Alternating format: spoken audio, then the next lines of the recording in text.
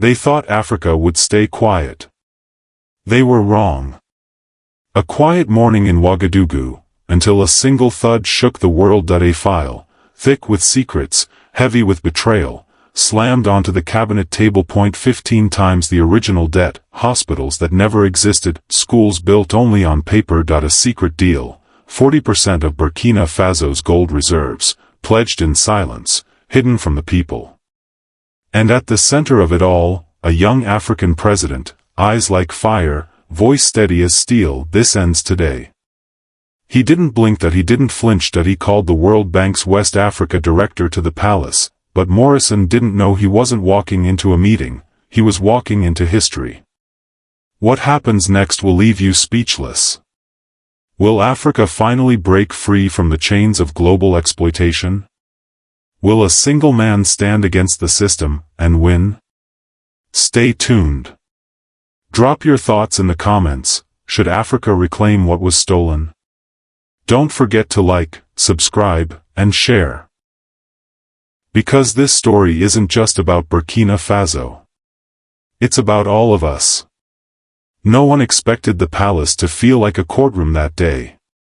Yet, as the heavy wooden doors swung open and James Morrison stepped inside, that's exactly what it had become. The air was thick, not just with tension, but with the weight of history. Morrison entered flanked by aides, head held high, his tailored suit crisp, his smile tight. He looked like a man who had controlled nations with a nod, who had dictated terms in private boardrooms, not with guns, but with contracts that enslaved entire countries. But across the room, Ibrahim Traoré sat, a different kind of power emanating from him. No suit, no tie, just his military fatigues, the sleeves rolled, and a steely gaze that could slice through iron.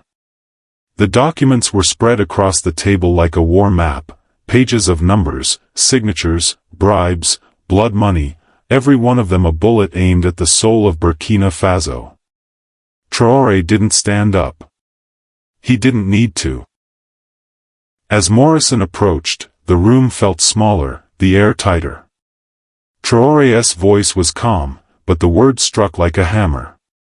"Mr. Morrison," he began, eyes locked, voice steady, "you have stolen $23 billion from my country." The words echoed in the marble hall.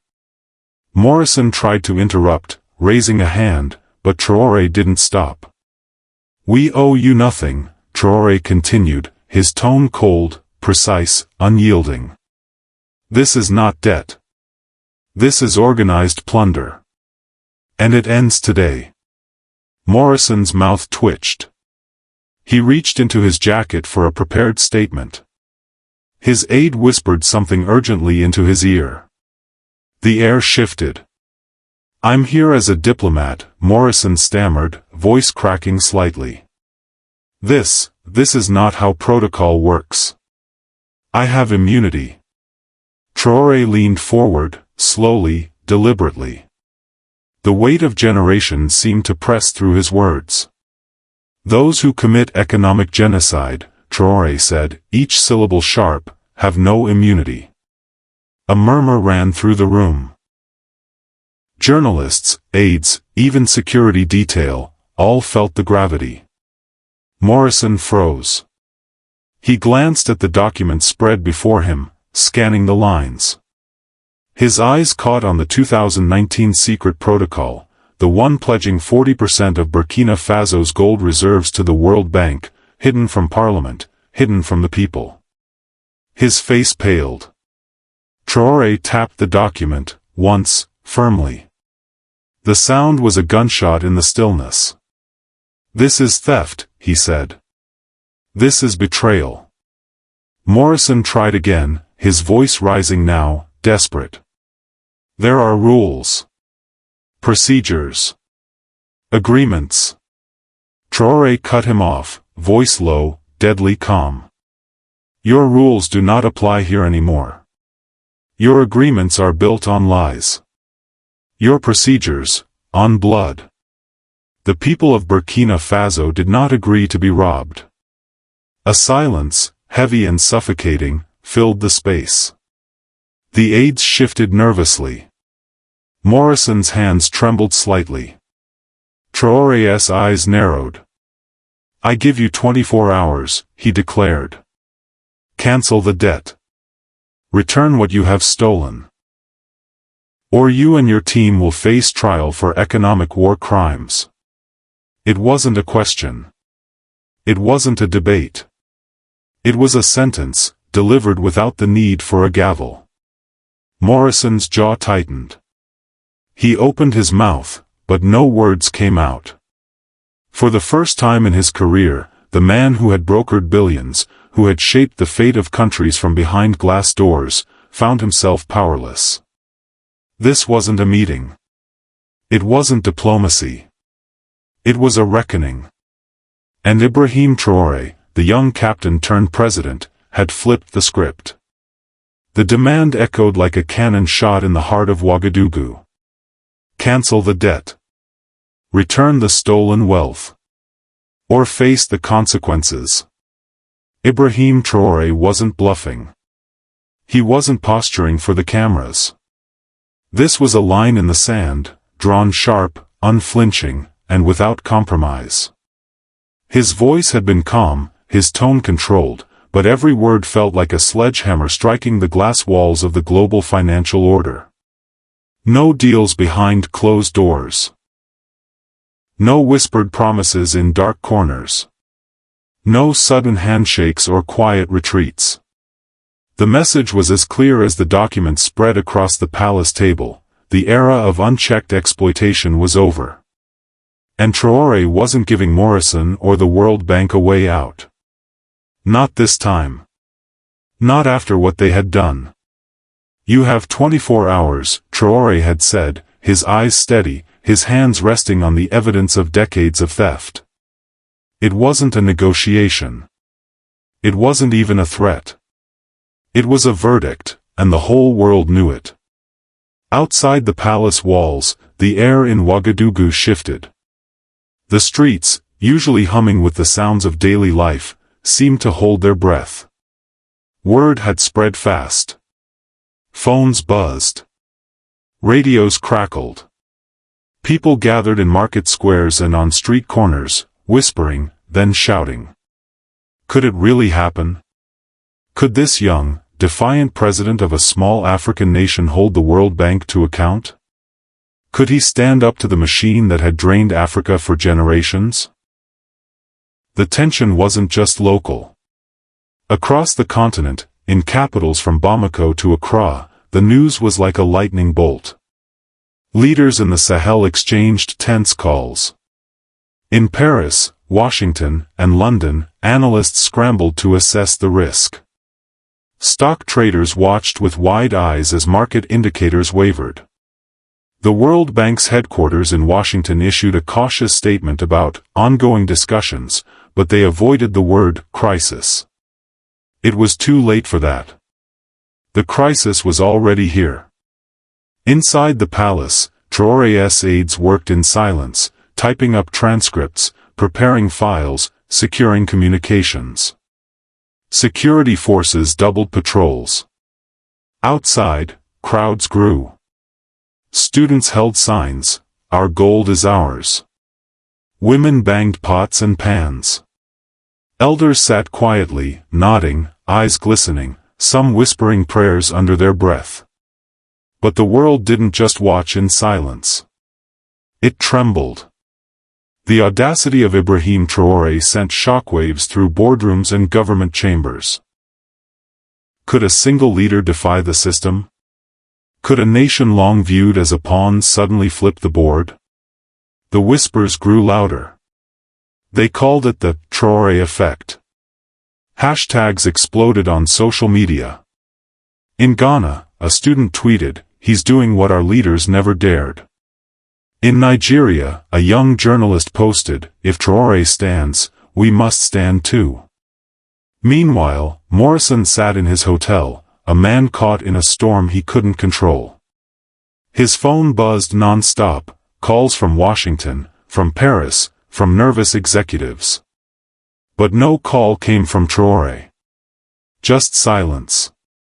And a deadline that ticked down, minute by minute.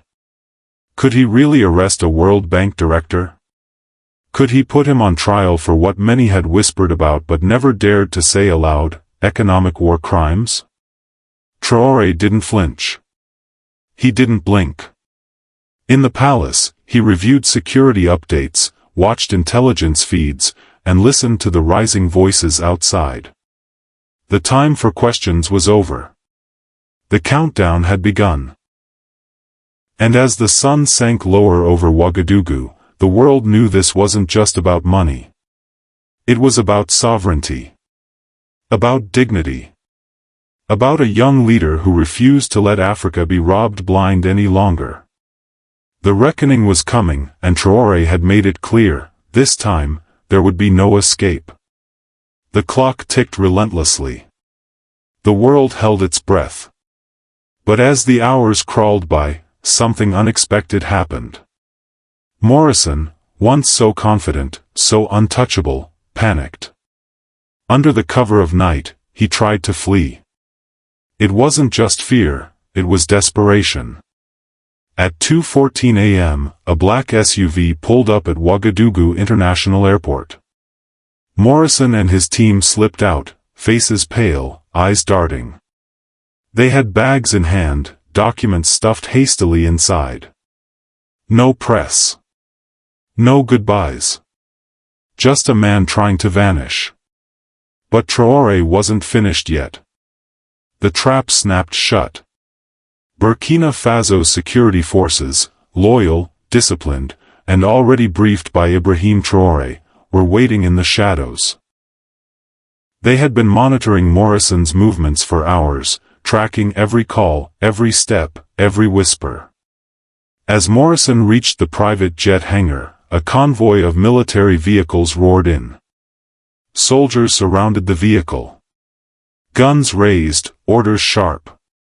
Morrison froze. His eyes widened. He stammered something about diplomatic protection, but it was too late. The lead officer stepped forward, voice steady. By order of President Ibrahim Traoré, you are under investigation for economic war crimes. Step out of the vehicle. Morrison's breath caught. He hesitated, clutching his bag like it could shield him. But Traoré's men didn't flinch. They knew what was at stake. This was bigger than a single man. This was about decades of theft, humiliation, and silent suffering. It was about Africa finally standing tall.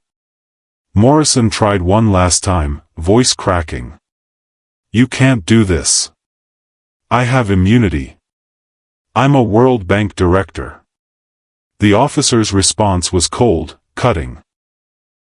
Immunity doesn't cover crimes against a nation's future. Get out.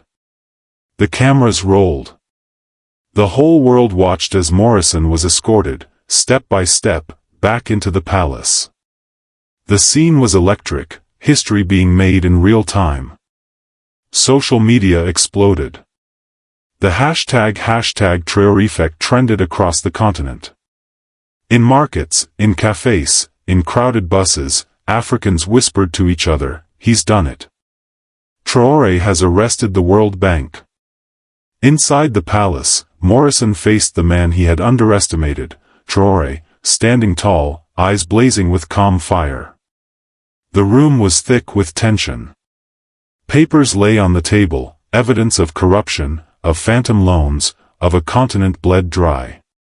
Morrison tried to speak, but Traoré raised a hand. Silence. You tried to run. You won't. His voice was low, almost quiet. But the weight of his words was like a hammer striking the earth. He turned to the cameras, speaking not just to Morrison, but to the world. This is Africa's stand. No more theft. No more lies. No more silence. We are not afraid. Morrison's shoulders sagged. His power, his arrogance, all of it drained in an instant. He was no longer a man representing the World Bank.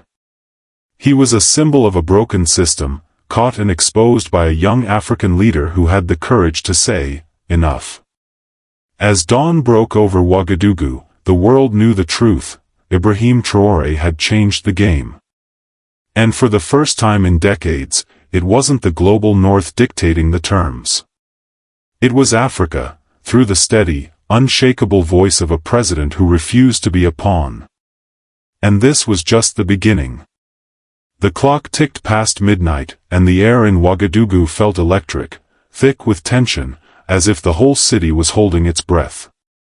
After Ibrahim Traoré's ultimatum, the world had been watching, waiting to see if the World Bank would blink. But instead, in the shadows, James Morrison blinked first. Under the cover of darkness, he made his move. A black SUV pulled up to the back entrance of the luxury hotel where Morrison had been staying under guard. His aides rushed, whispering in French, their faces pale, their steps hurried. They didn't bother with goodbyes or explanations. The plan was simple: get to the airport, board a private jet, and leave Burkina Faso behind. Morrison, in a crisp suit but visibly sweating, clutched a slim black briefcase, documents, perhaps. Secrets he thought might shield him. His passport, a shield of arrogance. As the convoy sped through Ouagadougou streets, the city's usual calm felt broken. In the control room at the presidential palace, Ibrahim Traoré watched it unfold live. Satellite feeds. Traffic cameras. His intelligence officers feeding him every move. He leaned forward, calm but focused, and gave the quiet order: let them reach the airport. Then shut the gates. At 1:03 a.m., the convoy arrived at the private terminal. The jet, an executive Gulfstream, stood ready, engines humming low. Morrison's shoes echoed on the tarmac as he climbed the stairs, a faint smirk returning to his lips. He thought he had won. He thought immunity was his ticket out. But Traoré had anticipated this moment from the start. Two armored vehicles rolled in fast, tires screeching, headlights slicing through the night. Burkinabe security forces surrounded the jet like a lion trapping its prey. Soldiers in black tactical gear, weapons drawn but steady, approached the staircase. Morrison's face drained of color. His aides froze, whispering in disbelief. The lead officer stepped forward, voice firm but composed. "Mr. Morrison, by the order of President Ibrahim Traoré, you are detained under charges of economic war crimes. Hand over your passport." Morrison's hand trembled as he reached for his pocket. His voice cracked, barely a whisper: "I have immunity. I am with the World Bank. You can't do this." But Traoré's officer responded coldly, echoing the president's words: "Those who commit economic genocide have no immunity." They confiscated the passports, handcuffed the men in front of flashing cameras, and escorted them into armored vehicles. Morrison's briefcase was taken too, its secrets now property of Burkina Faso. As the convoy sped away, the control tower at Ouagadougou International was ordered into lockdown. The jet's engines shut down. The pilot, wide-eyed, raised his hands in surrender. By sunrise, the scene had shifted. In the presidential palace, a press room packed with local and international media waited in silence. Then, Ibrahim Traoré entered, wearing his military uniform, composed as ever. The world was watching live as he delivered the blow that would send shockwaves across continents. He spoke slowly, each word deliberate. "James Morrison, director of the World Bank in West Africa, has been detained. He will be tried for economic war crimes against the people of Burkina Faso." The camera panned to Morrison, standing in handcuffs, his face pale, his lips pressed tight. The image was broadcast globally. In Africa, cheers erupted. In financial markets, chaos followed. Ibrahim Traoré had done the unthinkable: he had arrested the West's man, not with violence, but with law, proof, and iron resolve. And the world was left stunned, because no one, not even Morrison, had seen this coming. The shock waves rippled faster than anyone could have imagined. As the sun rose over Ouagadougou, the world's financial giants were already on high alert.